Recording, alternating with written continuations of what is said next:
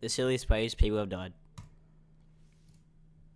November 2018, John Allen Chow, an American Christian missionary, illegally traveled to North Sentinel Island to contact and live among the Sentinelese, an isolated indigenous group, so he could convert them to Christianity. On the 15th of November, Chow paid local fishermen to The most forbidden island in the world, North Sentinel Island. take him to a point between 1,600 and 2,300 feet from the island's shore, so he could continue to the island by kayak. As he approached, he attempted to communicate with the islanders and offer gifts, but he pulled back after facing hostile responses. On another visit, the islanders reacted to him with a mixture of amusement, bewilderment, and hostility. He sang worship songs to them and spoke to them in Xhosa. They either fell silent or laughed hysterically. When he tried to hand over fish and gifts, a boy shot a metal-headed arrow that pierced the Bible he was holding close to his chest. After that, he retreated again. On his final visit, on the 17th of November, Chow told the fishermen to leave without him. The fishermen later saw the islanders dragging Chow's body, but his remains were never recovered. 7 fishermen were later arrested for taking Chow to the island illegally.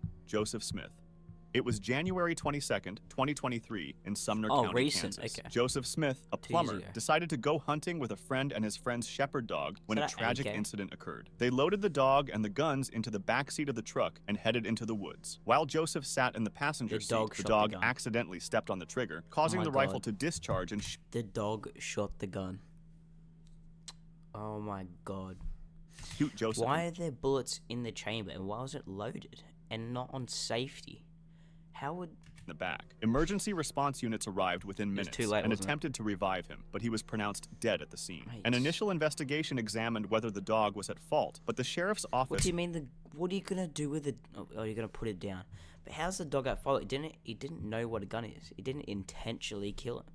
ruled the shooting an accident and closed the case. The dog was not harmed. Frank Cable. In January 2014, Frank Cable, a 35-year-old Zimbabwean evangelical pastor, had a revelation that told him that with enough faith, he could achieve what Jesus was able to do. He Bro, wants to gathered his walk on water? congregation and told them that he was capable of reenacting the very miracles of Jesus Christ. He decided to walk on water Oh like my God. Oh my God. Jesus did. So he He took his drowned, congregation didn't he? out to Or the something beach like in Libreville, the capital city of Gabon. He told them that he would cross the Gabon estuary on foot, a distance of 7 miles that normally takes 14 20 he wa- minutes by boat. he As he wants to stepped into the walk water, his right 14 foot Ks. sank immediately. Sadly, by the second step into the water, Cabell found himself completely submerged and ultimately drowned. Well, can you not Archduchess swim? He couldn't swim and he went in a... Matilda of Austria.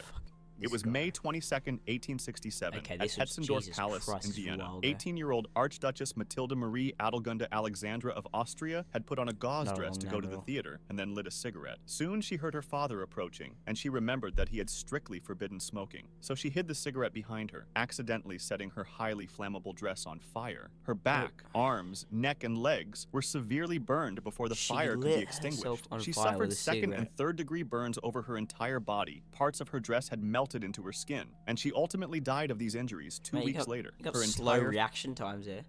Would you, like, the father or no bystanders saw the dress in flames? What, you're just gonna... family witnessed her What? death. Wayne Roth. On November 8th, 1997, 38-year-old Wayne Roth went to visit his friend Roger Croteau in Jenkins, Pennsylvania. While drinking beer and getting high with his friends, he decided to That's grab his friend's pet cobra from a reptile tank nearby. He was instantly bitten in the right hand by the cobra, Well, he just so grabbed it. his friend Roger suggested that they go to a hospital and devenomed, insisted on it was a taking him normal there. cobra. But Wayne had other plans. He said he did not need to go to the hospital. He was going to handle it like a man.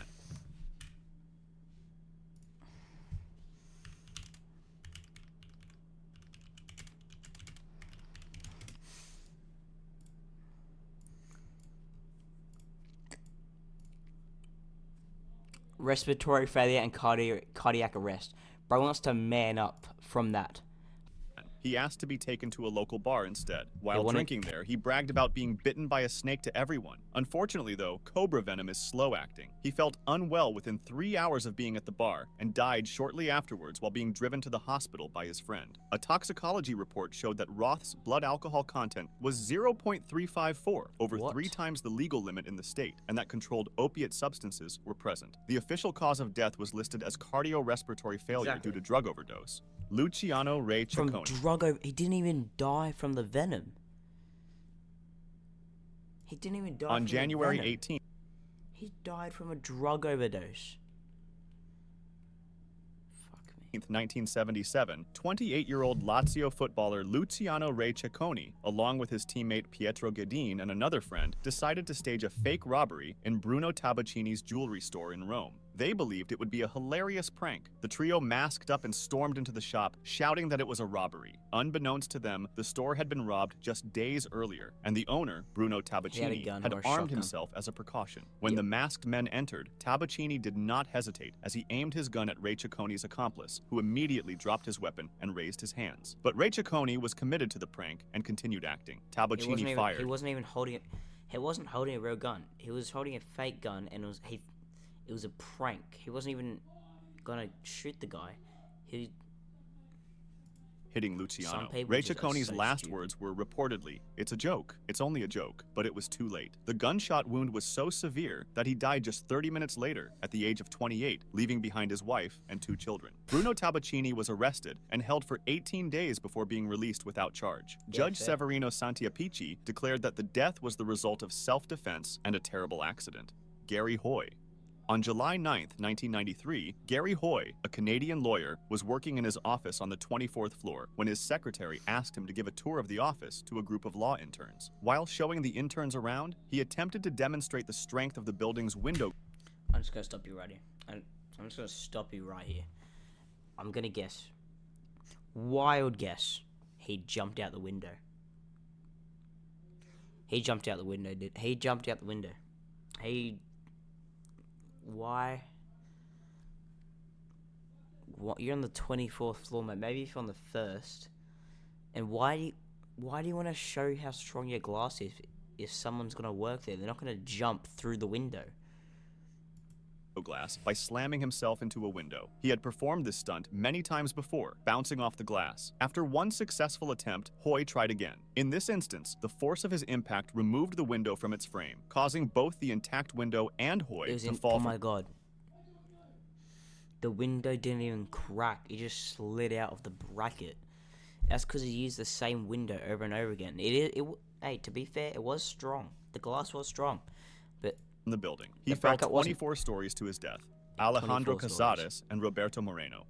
It was May 24, 2019, in Lake Charles, Louisiana. 2 Texans, Alejandro Cazares and his friend Roberto Moreno, were driving south when they encountered a lifting bridge. He tried to jump that.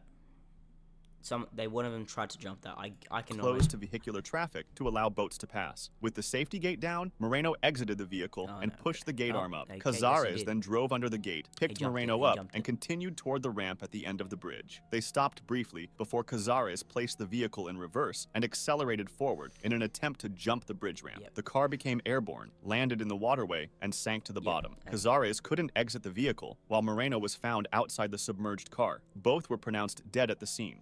Eric Barsha. It was July 12, 1997, in Reston, Virginia. Eric Barsha, a 22-year-old fast food worker, decided to go bungee jumping on his day off. He couldn't find any place to practice bungee jumping in the area, so he figured he could do it himself. He chose a nearby railroad in Lake Accotink Park, standing 70 feet high as his jump-off point. He tied together a bunch of bungee cords, which turned out to be a few feet shorter than the height of the bridge. He headed to the jumping location, tied one end of the bungee cord. Oh my god. The cord didn't snap, he just kept going. That's what happened, isn't it? He just slammed the water or the rocks or something, whatever's down there. It didn't snap, did it?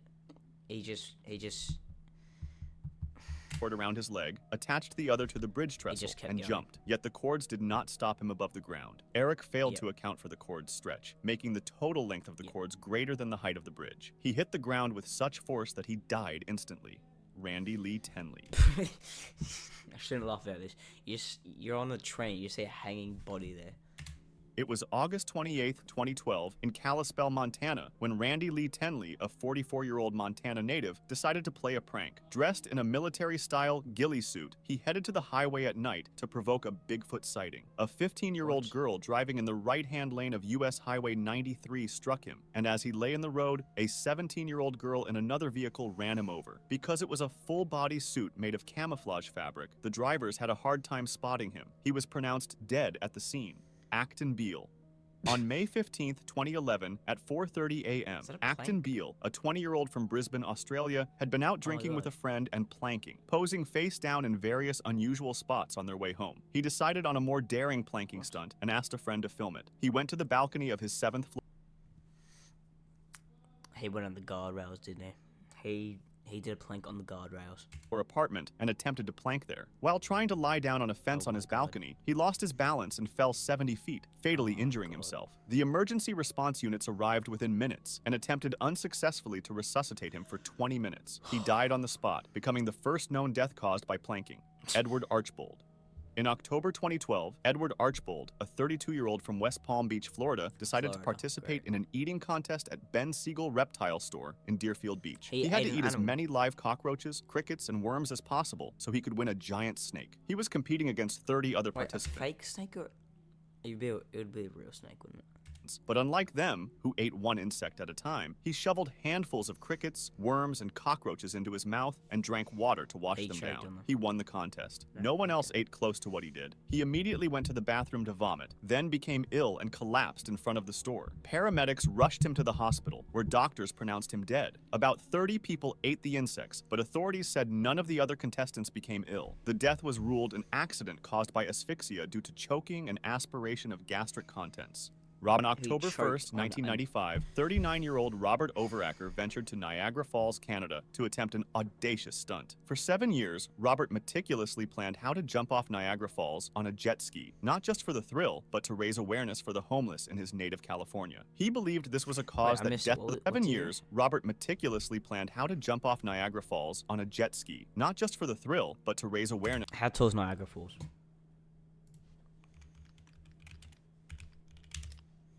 Yep.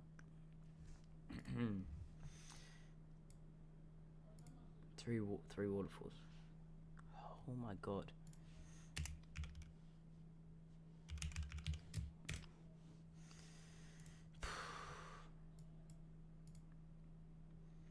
$51 meters high on a jet ski.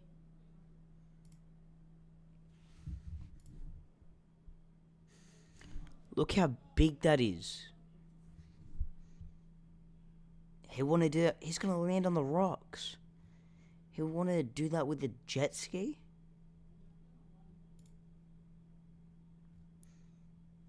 Far out, man.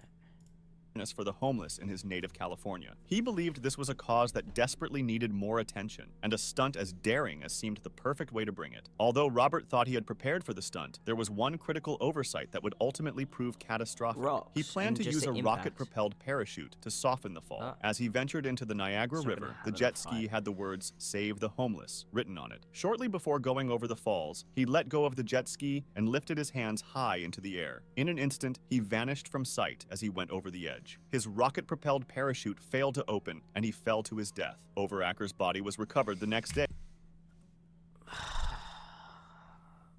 His parachute. He jumped off the jet ski and the parachute didn't work. What do you? How does it? Oh, it's a rocket one, I guess. What does he home make it?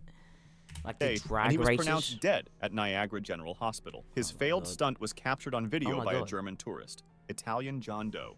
Real It was footage. April 19th, Jesus. 2022, Easter Monday in Catalica, Italy, when an unidentified 46-year-old man, feeling thirsty, decided to sneak into the back of a closed market. He picked up a bottle of water from a tall stack of crates, causing the entire stack to collapse on top of him. Employees returned to the shop the next day and were confronted with a collapsed mess of crates. A few hours into the workday, they began sorting the collapsed stack. When they lifted the first crate, an arm emerged. It was immediately clear that a tragedy had taken place. Thanks to CCTV footage, the Italian police were able to reconstruct the final moments of the 46-year-old's life. Mike Hughes.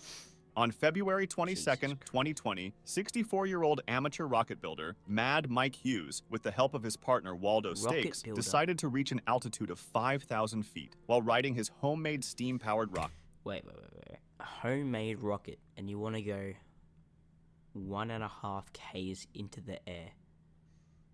Let's see how this turns out. Hughes was well known for his belief that the Earth was flat. He hoped to prove his theory by going to space. That explains a lot. That explains a lot. The test was a stepping stone toward getting as close to space as possible. Mike propelled himself into the air Yes, and then yes. You're gonna get close to space. with 1.5 Ks in the air and a homemade rocket. Oh my god. Crashed into the ground. The parachute, designed for landing, deployed too early and detached from the craft seconds after takeoff. Mike did not survive and was pronounced dead on impact. If you liked this video, subscribe. That was a good ass video. That was a good ass video. No, wait, what? Did you see that? Mike did not survive and was pronounced dead on impact.